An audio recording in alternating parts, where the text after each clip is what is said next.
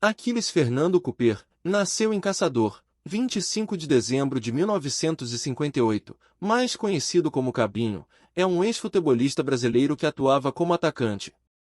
Teve grande destaque no futebol paraense, sendo o quinto maior artilheiro do Paysandu e figura importante também no último título estadual da Tunaluso, em 1988.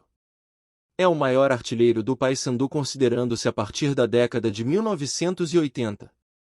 Além de um jogador aguerrido e batalhador, Cabinho, de 1,77 m e 74 kg quando jogador, tinha boa velocidade, firmeza nos cabeceios e um chute forte de perna esquerda.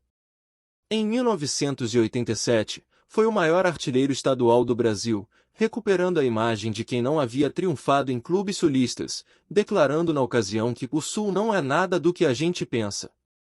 Às vezes, é melhor jogar numa grande equipe do Norte.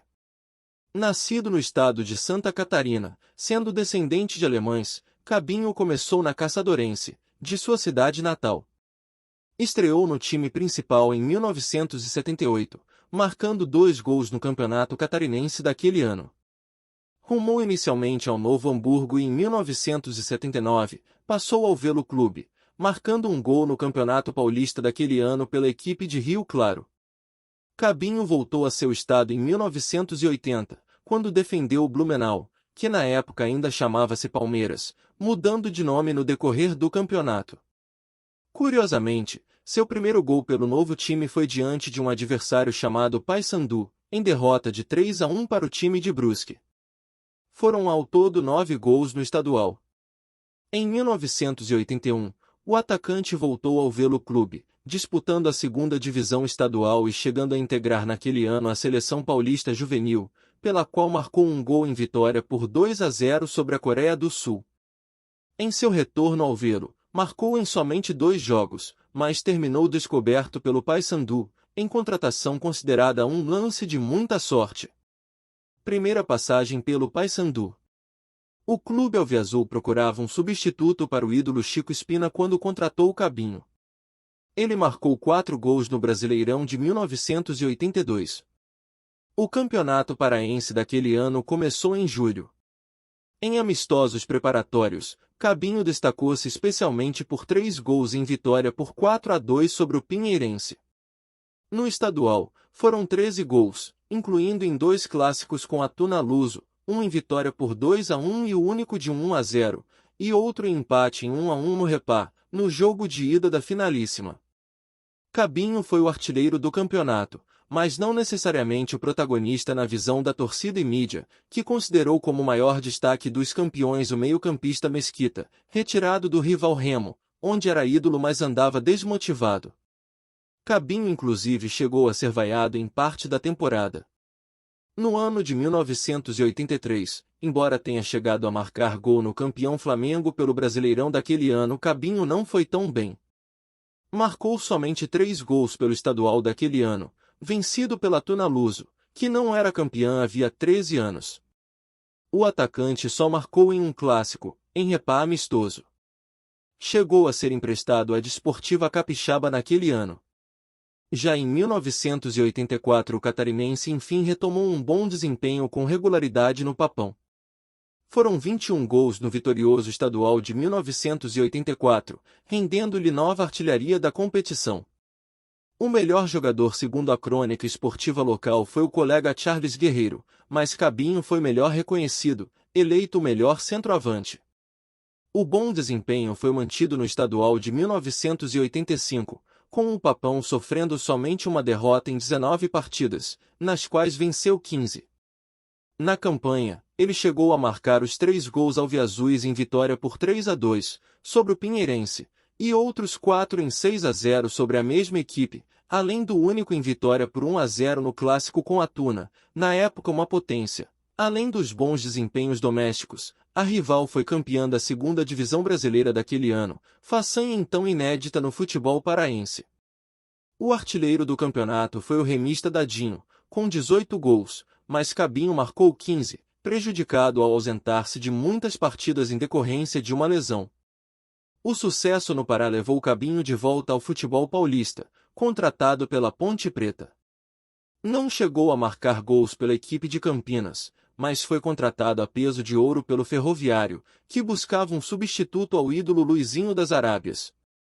Porém, não fez sucesso no Ceará, marcando um único gol em 8 partidas e em derrota de 3-2 para o Icasa. Depois, também esteve naquele ano no CSA, sem ter gols registrados pela equipe alagoana. Segunda passagem pelo Paysandu. Sem a artilharia de Cabinho, o Paysandu vira o rival Remo ser campeão estadual de 1986 após 6 anos de jejum. A reação contra Tar, além do novato treinador Givanildo Oliveira, em seu primeiro trabalho no futebol paraense, o ídolo catarinense e, curiosamente, Luiz Alberto Duarte dos Santos, meio armador de um trio ofensivo que Cabinho formou com Miguelzinho e a revelação Edil. O Papão foi campeão invicto, com Cabinho reestreando com bastante vigor, fez 3 gols na primeira rodada, em vitória de 4-0 sobre o Independente, enquanto na segunda fez os 4 gols alviazuis em um 4-1 sobre o Sport Belém. Foram ao todo 24 gols, que deram a Cabinho, além de nova artilharia no campeonato, também a artilharia máxima naquele ano entre todos os estaduais do Brasil. Eu acho que isso pra mim aqui, eu acho que é um grande feito. Nós tínhamos um grupo maravilhoso, meu grupo é maravilhoso. E eu já vim campeão desde ontem que tava bebendo desde ontem já. Eu tinha certeza que ele ia ser campeão. Eu fico mais feliz que o Lidinho fez o gol pra mim. E, graças a Deus não tem mais o que falar. Eu tá difícil de falar. Em 1987, Cabinho também estreou pela seleção paraense, que não era reunida havia 9 anos. Esteve nas 2 partidas contra o Amazonas pelo Campeonato Brasileiro de Seleções. O bom desempenho do atacante o devolveu ao futebol paulista, contratado por 3 milhões de cruzados pela Portuguesa. Cabinho não conseguiu se destacar na Portuguesa, não marcando nenhum gol pelos rubro-verdes. Em 1988, o time do Canindé emprestou o atacante de volta ao Pará, mas para defender a Tuna Luso, o clube local da colônia lusitana. A Águia fez campanha brilhante, com uma só derrota em 25 partidas, concorrendo contra o próprio Paysandu pelo título, que não se encerraria em 1988. A disputa se estendeu aos tribunais da Justiça Desportiva e da Justiça Comum, e somente em dezembro de 1992 a Federação Paraense de Futebol homologou a conquista cruz-maltina. Na campanha, Cabinho marcou 10 vezes, 3 abaixo do colega Luiz Carlos, que terminou na artilharia da competição. Aquele título estadual, o 10º do clube, segue sendo o último dos estudantes na competição. Na campanha, Cabinho marcou tanto no clássico com o Remo, em 2-2, como contra o Paysandu, 1-1. Após o título, ele voltou à região sul, para defender o Pinheiros antes da equipe curitibana originar o atual Paraná Clube. Cabinho voltou ao Paysandu em 1990, marcando 10 vezes pelo estadual daquele ano, em que reeditou o trio de 1987 com Miguelzinho e Edil, o artilheiro do campeonato, com 3 gols a mais. Posteriormente, o Remo venceria o segundo turno do estadual, mas o Papão venceu o terceiro, após um 0-0 no clássico. O regulamento previa então finais entre as duas equipes, com o Paysandu tendo o benefício de 2 empates. Contudo, o rival reverteu a vantagem após vencer a primeira decisão por 1-0, em tarde na qual Cabinho terminou expulso. Na segunda, os azulinos seguraram o 0-0 e sagraram-se campeões, em agosto. Em 1991, Cabinho voltou à Tuna, ausentando-se assim do título do Paysandu na segunda divisão brasileira de 1991, conquistado no primeiro semestre. Cabinho, ainda em 1991, migrou ao futebol do interior gaúcho, encerrando a carreira em 1995 após passar pelo Ipiranga de Erechim, o Guarani de Venâncio Aires, O São Luís de Juí, o Brasil de Pelotas, antes de parar de jogar em retorno a Santa Catarina, pelo Atlético Hermaixinger. Após parar, Cabinho tentou por 5 anos sedimentar carreira de técnico, mas desiludiu-se com o futebol, praticado apenas em recreação com amigos. Atualmente, sustenta-se administrando um posto de combustíveis em trecho da BR-163 no estado do Mato Grosso. O ex-jogador segue como quinto maior artilheiro do Paysandu, com 127 gols. É o maior artilheiro desde a década de 1980.